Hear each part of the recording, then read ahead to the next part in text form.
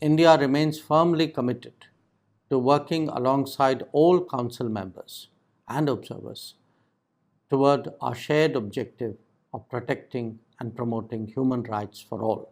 Mr. President, India's unwavering commitment to human rights is deeply rooted in its enduring philosophy of global unity, openness, and mutual respect.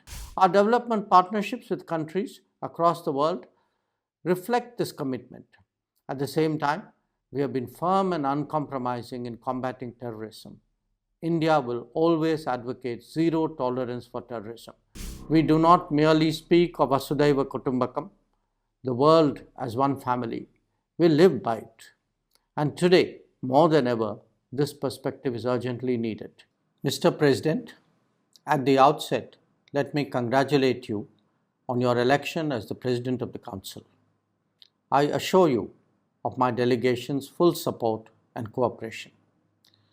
As an observer in the Council this year, India remains firmly committed to working alongside all Council members and observers toward our shared objective of protecting and promoting human rights for all.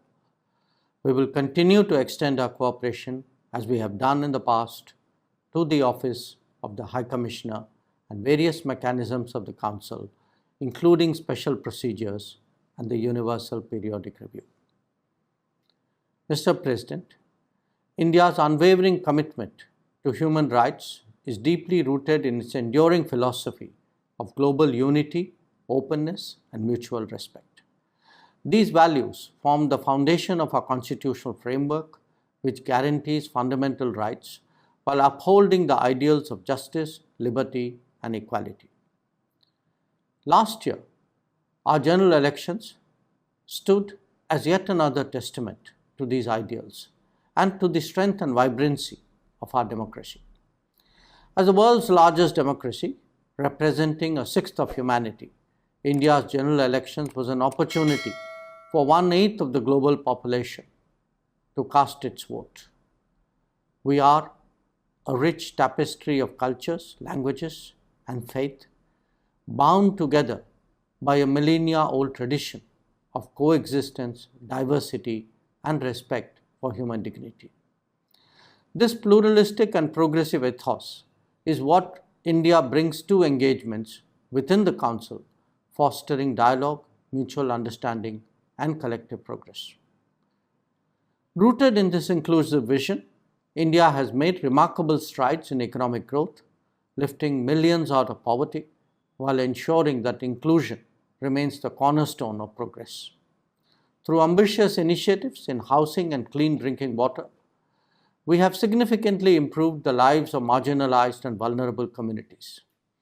Unprecedented infrastructure development, coupled with advancements in technology and digital public infrastructure, has veritably transformed India. Legal reforms and good governance have laid the foundation for sustainable development, while a strong emphasis on education continues to empower future generations. Mr. President, India has always played an active role in the global promotion and protection of human rights. Our approach has been centered on building capacity and strengthening human resources and infrastructure in alignment with the priorities of our partners, always upholding the principles of fiscal responsibility, transparency, and sustainability. Our development partnerships with countries across the world reflect this commitment. At the same time, we have been firm and uncompromising in combating terrorism. India will always advocate zero tolerance for terrorism and call out any effort to normalize it.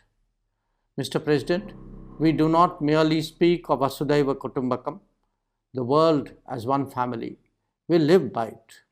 And today, more than ever, this perspective is urgently needed. The world continues to grapple with conflicts and crises, growing more fractured, uncertain, and unstable in the face of emerging challenges, even as it struggles to recover from the recent ones.